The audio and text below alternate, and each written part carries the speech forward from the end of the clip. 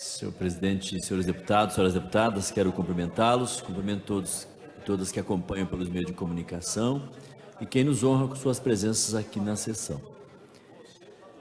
Nós estamos num momento de muita preocupação e é exatamente isso que tem muitas manifestações.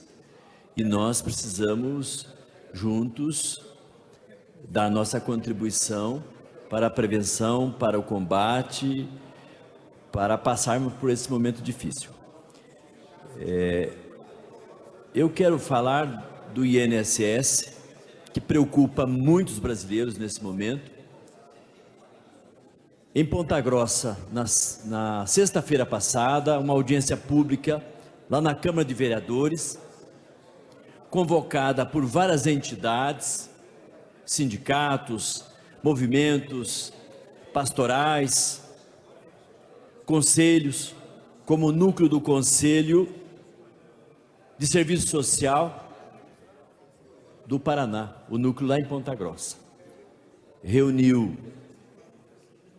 pastoral da pessoa idosa, conselho de leigos, reuniu lideranças religiosas, políticas, sindicais, como por exemplo, estava lá vereadores, deputados, como estava o deputado Aliel Machado, eu estive presente, estava o Dom Sérgio, que é bispo de Ponta Grossa, muita gente presente. E qual que é a reclamação? Que o INSS deixou formar uma fila que já ultrapassa 2 milhões de brasileiros que precisam de aposentadoria, que precisam de benefícios, de pensões, de benefício, por exemplo,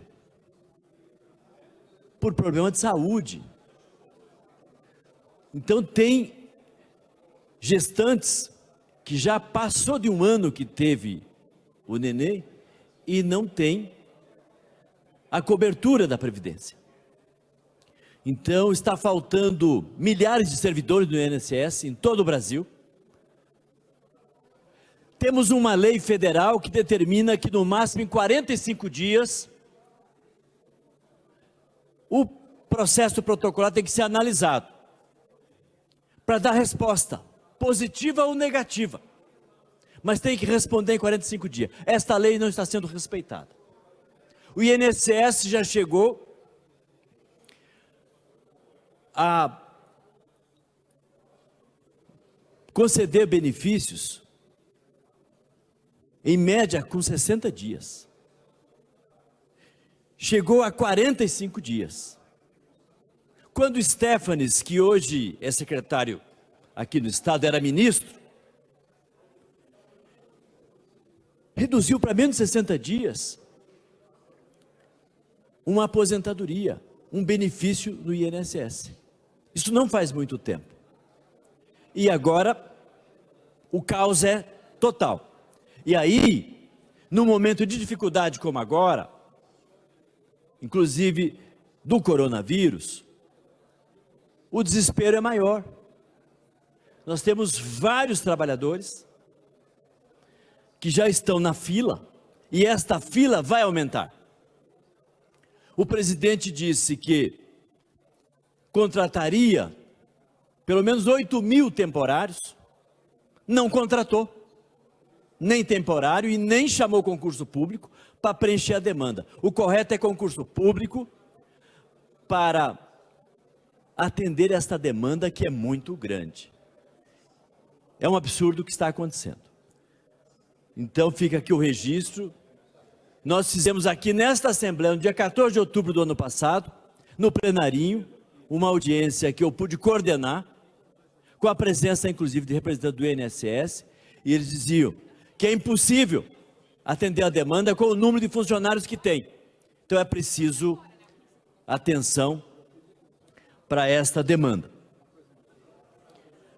Também eu quero aqui trazer a preocupação dos servidores do Estado.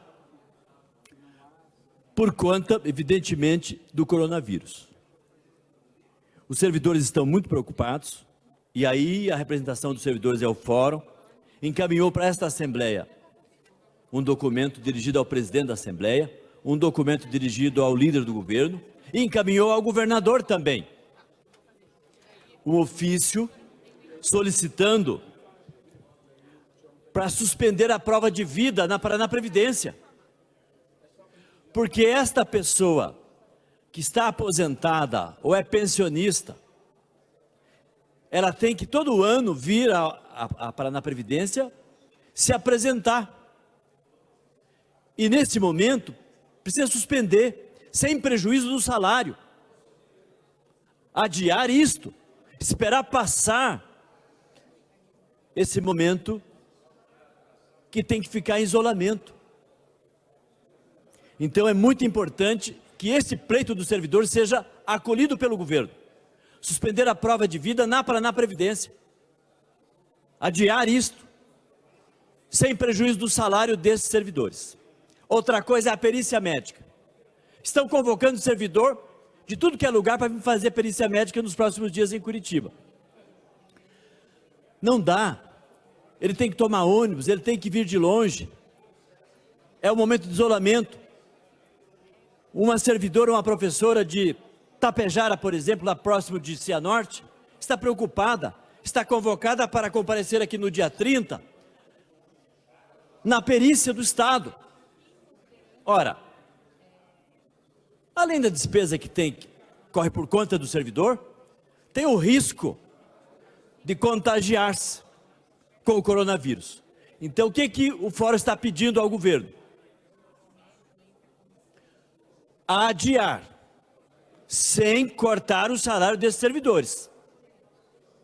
Adiar até passar esse período de restrição, de isolamento. Outro ponto. O decreto, famigerado decreto, que vai suspender a mensalidade sindical ou a mensalidade de uma associação de servidores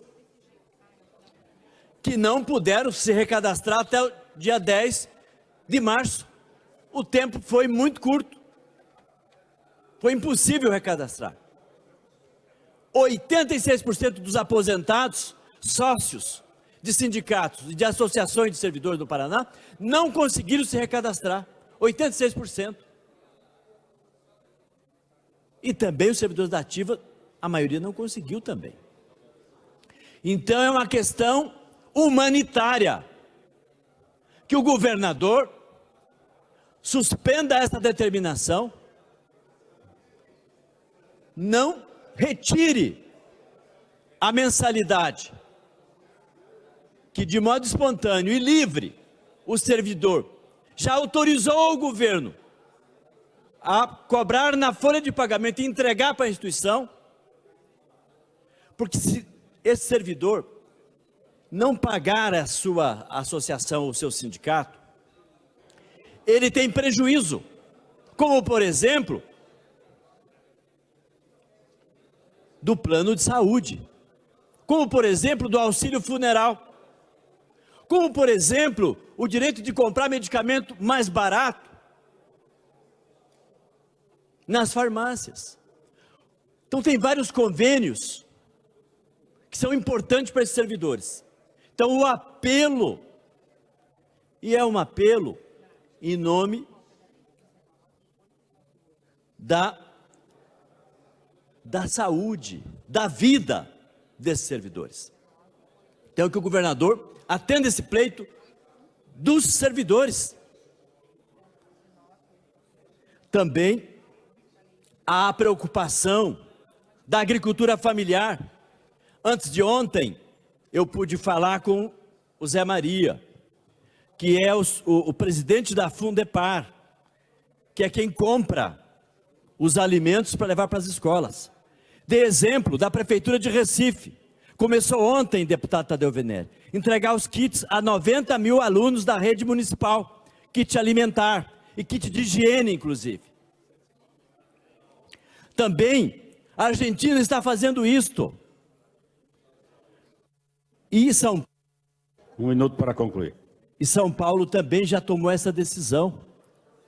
Não interrompe a compra do alimento da agricultura familiar, faz a entrega, faz o kit e entrega. Conversando com o deputado Hussein Bacri, ele também concordou, está dialogando com o governo. É preciso que essa decisão seja tomada e esses estudantes que precisam deste alimento tenham o suprimento garantido. E esses agricultores que já têm o contrato com o Estado, não tenham o contrato interrompido, não tenham prejuízo. Então une o útil ao agradável. Então nós queremos que também os projetos que são de interesse dos servidores públicos e de interesse da sociedade do modo geral, não sejam votados nesse período. Não... Por favor, para concluir. Aqueles projetos, evidentemente, que podem ser deixados para votar depois desse período de restrição, de isolamento.